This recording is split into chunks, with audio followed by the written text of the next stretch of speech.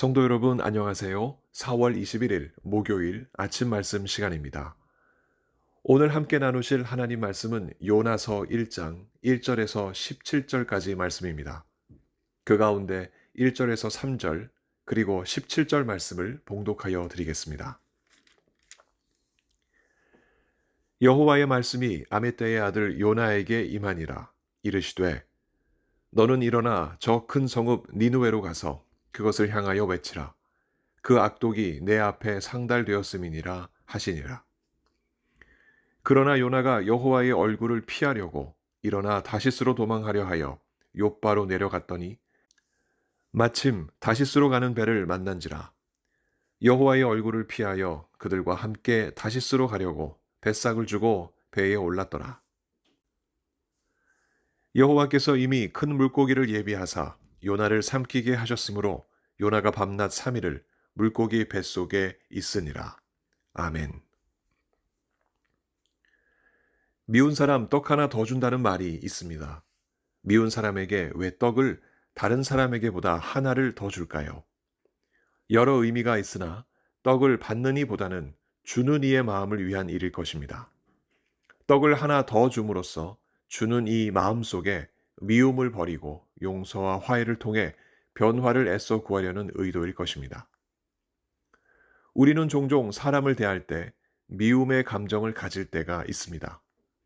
그 이유가 순간순간 일어나는 불편한 사건들일 수도 있으나 오랜 시간 동안 겹겹이 쌓인 문제가 발단일 수도 있습니다. 한국인이 일본인을, 반면에 일본인이 한국인을 많은 경우 오랜 역사 동안 서로를 불편하게 여겨왔던 것이 그 한 예라 하겠습니다. 그 미움을 어떻게 녹일 수 있을까요? 히브리 사람 선지자 요나에게도 미움의 대상이 있었습니다. 니느웨 사람들, 달리 말하면 아수르 사람들입니다. 요나가 활동했던 여로보암 2세 당시 아수르 사람들은 타락하고 잔인하기로 명성이 높았습니다. 시간이 지나면서 그들은 강대한 제국을 형성해 나아갔는데 바로 그때 선지자 요나가 일했습니다. 스스로를 타락으로 이끌고 타인을 잔인하게 대하는 니느웨 사람들에게 이스라엘 사람들 역시 직간접적으로 피해를 입었는데 요나가 그들에 대하여 미움의 감정을 가진 것이 분명합니다. 2절의 기록입니다. 너는 일어나 저 큰 성읍 니느웨로 가서 그것을 향하여 외치라.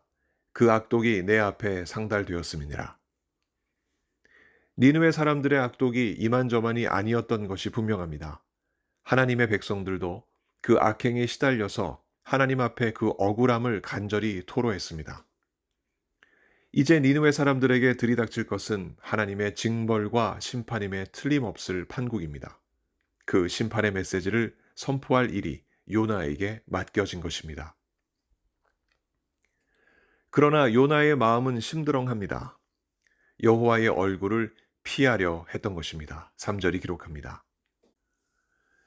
이 말뜻은 여호와의 임재를 떠나 그 영역 밖으로 도망하는 것을 의미합니다.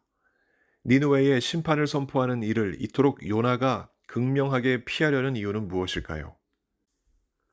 그가 심판을 선포할 때 미움의 대상인 니느웨가 하나님의 용서를 받을까 봐였습니다.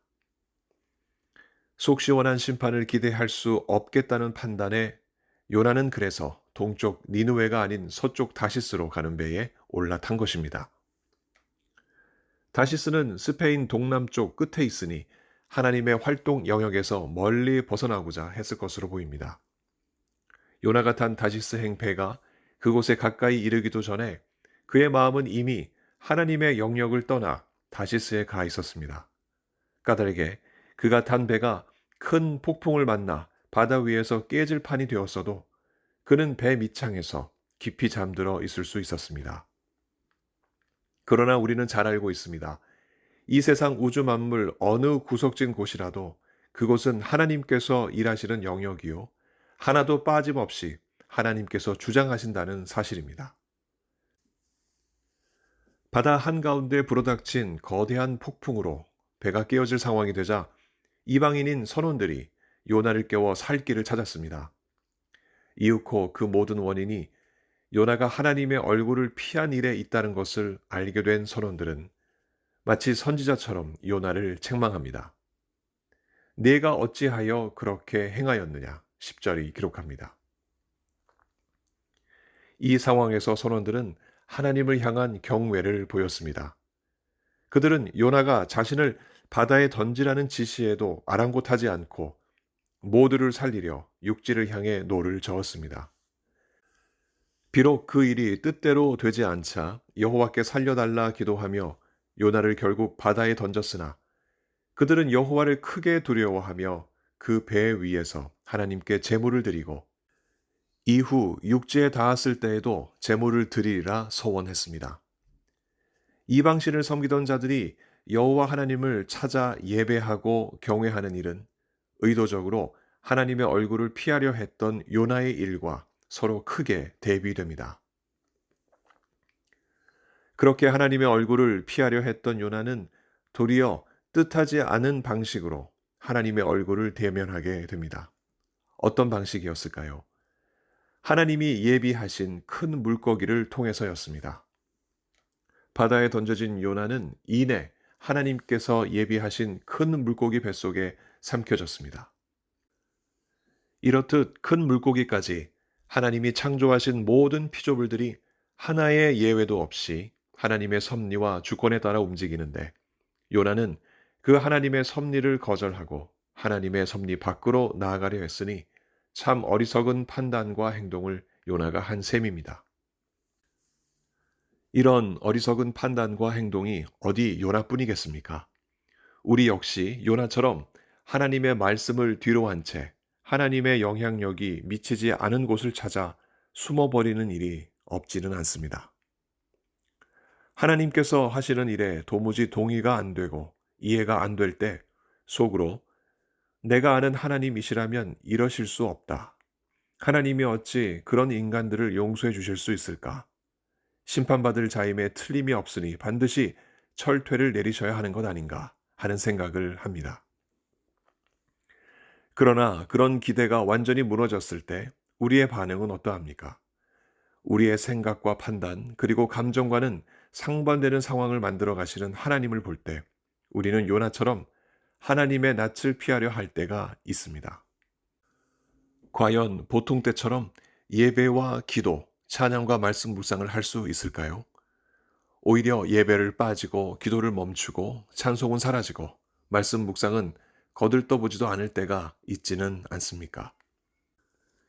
이에서 더 나아가 하나님께 원망 섞인 말을 내뱉고 부정적인 생각과 말을 하며 고개를 절레절레 흔드는 일들도 있지는 않습니까? 그래서 하나님과 우리 사이에 침묵의 시간이 한참이나 될 때도 있습니다. 그런 우리의 마음을 하나님께서 모르실까요? 잘 알고 계십니다. 우리를 만드신 분이시오, 부르신 분이시기에 부모가 자식을 아는 것보다 우리를 더 잘 아십니다. 우리의 머리카락 수뿐만 아니라 깊고 깊은 마음 속까지 꿰뚫어 보시는 분이 바로 하나님이십니다. 그 하나님께서 우리를 만나 주실 무언가를 예비하시고 운행하시는데 요나에게 큰 물고기가 있었듯이 우리 각자에게도 각자의 큰 물고기가 예비되어 있습니다. 그곳에서 우리는 우리를 부르시는 하나님과 대면하게 됩니다. 밤낮 3일을 요나가 물고기 뱃속에서 하나님을 대면했듯이 우리도 각자 주어진 시간에 각자의 물고기 뱃속에서 하나님을 대면하게 됩니다. 그렇게 하나님을 대면할 때 우리는 그 은혜로 하나님을 떠나 살 수 없는 존재가 바로 우리라는 것을 깨닫게 됩니다. 그리고 모든 것을 하나님께 맡기고 하나님만 의지하며 하나님 말씀에 순종하게 됩니다. 그때서야 우리의 마음이 요나의 마음과 다를 것 없다는 것을 깨닫게 됩니다.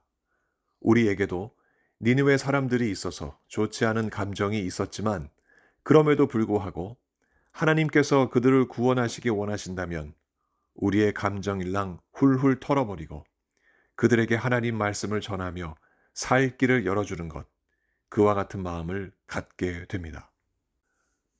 그 일은 하나님의 얼굴 앞에서 미운 놈 떡 하나 더 주는 차원을 넘어 생명과 구원의 떡을 전달하는 소중한 일입니다. 오늘 이 아침 우리를 바라보시는 하나님의 얼굴을 생각합시다. 그리고 우리 각자의 니느웨 사람들을 긍휼히 여기고 그들의 생명과 구원을 위하여 기도합시다. 그리고 예수님의 말씀을 따라 그들을 사랑합시다. 이것이 하나님 면전에서 살아가는 우리에게 복이요, 구원받은 자가 누리는 소중한 특권입니다. 성령께서 우리 모두에게 이와 같은 은혜 더해 주시길 예수 그리스도 이름으로 간절히 축원합니다. 함께 기도하시겠습니다.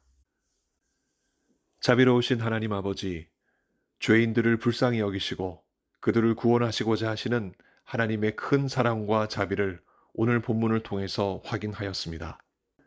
그럼에도 불구하고 하나님의 그 마음을 담지 못하고 하나님의 마음과 반대로 갔던 요나의 모습을 보며 그 요나의 모습이 바로 우리의 모습임을 다시 한번 확인했습니다.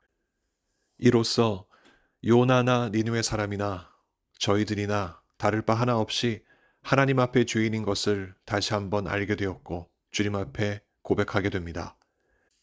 그럼에도 불구하고 이런 저희를 사랑하셔서 독생자 예수 그리스도를 보내주시고 십자가에 달려 죽기까지 우리를 사랑하신 그 귀한 사랑, 이 아침에 다시 한번 고백합니다. 그 귀한 사랑을 저희들이 입었으니 저희들 역시 예수 그리스도의 그 사랑을 가지고 주변에 있는 니느웨 사람들을 사랑하고 그들에게 하나님 말씀을 전하며 구원과 생명을 함께 나누는 저희들의 삶이 되게 하여 주옵소서.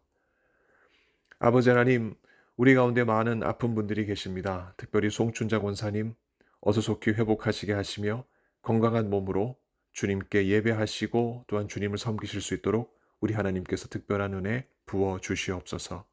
아프신 분들 한 분 한 분마다 주님께서 오늘 이 시간에도 찾아가셔서 아픈 부분들을 주님께서 만져주시고 어서 속히 회복하시도록 우리 하나님 특별한 치유의 역사 베풀어 주시옵소서.